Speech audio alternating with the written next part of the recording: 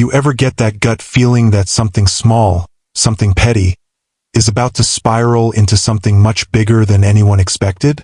That's exactly where I found myself one early morning, standing on the curb in front of my house, looking down at what used to be my mailbox. The wooden post was snapped clean in half, the box itself was crumpled in like a soda can, and my mail? Scattered all across the ditch like someone had thrown confetti at a party no one wanted to attend. And here's the crazy part, this wasn't the first time. But before we dive headfirst into this train wreck of a story, let me know in the comments where you're tuning in from. I love seeing how far these HOA revenge stories travel across the world. Alright, let me set the stage. I lived on the very edge of a quiet little neighborhood. You know the type, cookie-cutter houses, neatly trimmed lawns, families out walking their dogs, retirees watering their flowers, kids zipping around on bikes. On the surface, it was calm, safe, predictable. But if you've ever lived in a place with a homeowners association, you already know the calm doesn't last forever. Because somewhere, somehow, there's always asterisk. That one guy. In my neighborhood, his name was Milton Craig. Now, Milton wasn't a police officer. Not even close. But if you watched him walk around, you'd swear he thought he was running his own precinct. He wore a reflective vest like it was a badge of honor, kept a radio clipped to his belt even though it connected to nobody, and carried a clipboard full of what he claimed were citations. He strutted around the subdivision like some kind of small-town sheriff with too much free time and way too much ego. And the scary part? He loved every second of it. So, when my mailbox first got destroyed, I honestly didn't think much of it. Things happen. Maybe a delivery truck cut the corner too close. Maybe some kids with a baseball bat thought it would be funny to play mailbox baseball. Annoying? Sure. But I shrugged it off. I went to the hardware store, bought a new post, a new box, dug the hole, set the concrete, and put it back up. 2 weeks later, it happened again. Same thing. Splintered post, crumpled box, mail scattered. That's when my brain started piecing things together. I started hearing whispers from the neighbors. They said Milton didn't like me. Why? Because I wasn't the type to bow down whenever the HOA waved its little rulebook in my face. Milton had complained about my grass being a 1/4 inch too tall. He had written me up for parking my truck in my own driveway. He even once told me my trash cans were too visible from the street. I pushed back every time, politely but firmly, and Milton hated that. Still targeting my mailbox? That seemed childish, even for him. Then came the third time, and that's when I stopped shrugging it off. I wasn't just annoyed anymore, I was furious. See, a lot of people don't know this, but in the United States, mailboxes are protected by federal law. U.S. Code Title 18, Section 1705 makes it a federal crime to intentionally destroy one. We're not talking a slap on the wrist. We're talking fines, restitution, even prison time. So, at the next HOA meeting, I stood up and said enough is enough. My mailbox had been destroyed 3 times now, and something needed to be done. And who's sitting there in the front row, grinning like he just pulled the world's funniest prank? Milton. He leaned back in his chair, smirked and said, "Maybe if you built it right, it wouldn't keep falling over." That comment lit a fire under me. After that meeting, I started noticing things I hadn't paid attention to before. Milton's old pickup truck had a bent bumper, right at the height of my mailbox. And on that bumper, scratches. Scratches that looked an awful lot like the same paint color my mailbox had been before it was smashed. Coincidence? Sure, it could have been. But my gut told me otherwise. And my gut was rarely wrong. So I decided to set a trap. Not a physical one, not yet. A digital one. I bought myself a wildlife trail camera, the kind hunters use to track deer. I mounted it carefully, hidden in a tree, angled perfectly at the mailbox. The motion sensor would capture anything that passed by, day or night. And then I waited. It didn't take long. Just 1 week later, at exactly 6:14 a.m., when most of the neighborhood was still fast asleep, Milton's dented pickup came crawling down the street.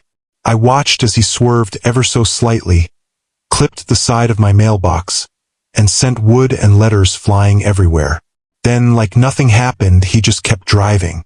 When I reviewed the footage, I couldn't believe it. Here was the self-proclaimed HOA cop, the man who acted like he was enforcing law and order, committing a federal crime in broad daylight. At the very next HOA meeting, I stood up. "Here's Milton destroying my mailbox," I said, holding up my phone. Karen, the HOA president, who always treated Milton like her personal bodyguard, immediately jumped in. "Well," she said nervously, "maybe the footage isn't clear. Could be anyone." That's when I paused the video, zoomed in, and showed Milton's vanity license plate crystal clear on the screen. Silence. Dead silence. Milton just crossed his arms, leaned back, and smirked like he was untouchable. And that's when it hit me. The HOA wasn't going to hold him accountable. If I wanted justice, I had to take matters into my own hands. So I started researching. According to county code, mailbox posts couldn't exceed 4 inches in diameter, and they had to be breakaway friendly for safety reasons. But there was wiggle room, and in that wiggle room I built my masterpiece. A steel core post, encased in decorative brick, hollow enough to pass inspection, but strong enough to stop a truck dead in its tracks. On top of it, I placed a heavy-duty locking mailbox rated nearly indestructible by the manufacturer.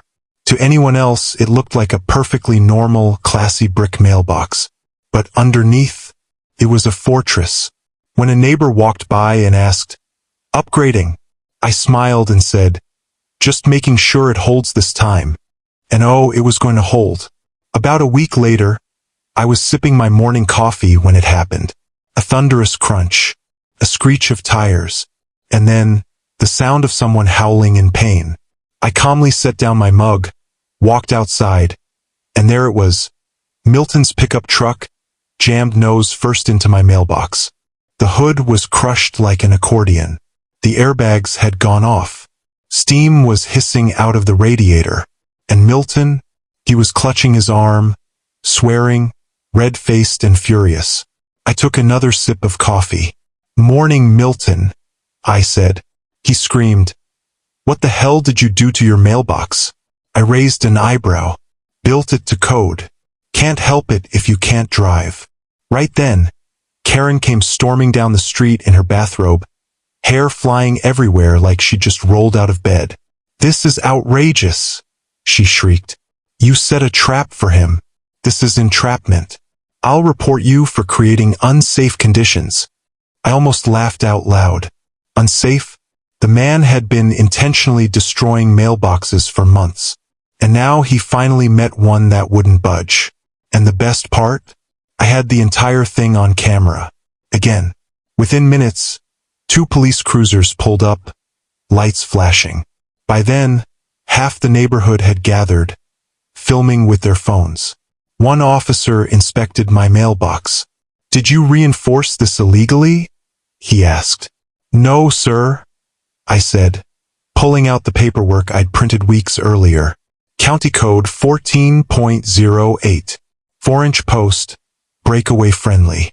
Mailbox purchased from an approved manufacturer. Everything here is fully compliant.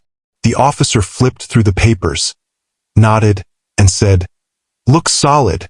Karen immediately jumped in, pointing at me like I was a criminal. "He's lying. That mailbox is a weapon. He targeted Milton." The officer turned to her, unimpressed. "Ma'am, the only crime here is destruction of a mailbox, a federal offense under Title 18, Section 1705. And as for the crash, that's on your friend." That's when Milton's smug look finally vanished. His face drained of color. "Wait, a federal offense?" he stammered. The officer nodded. "Yes, sir. Up to 3 years in prison, plus restitution." And just like that, they cuffed Milton right there in the street. Karen screamed and argued, but no one was listening anymore. The law wasn't on her side. The tow truck came, hauled away Milton's busted pickup, and the officer handed me his card. If the HOA gives you trouble, he said, call me directly.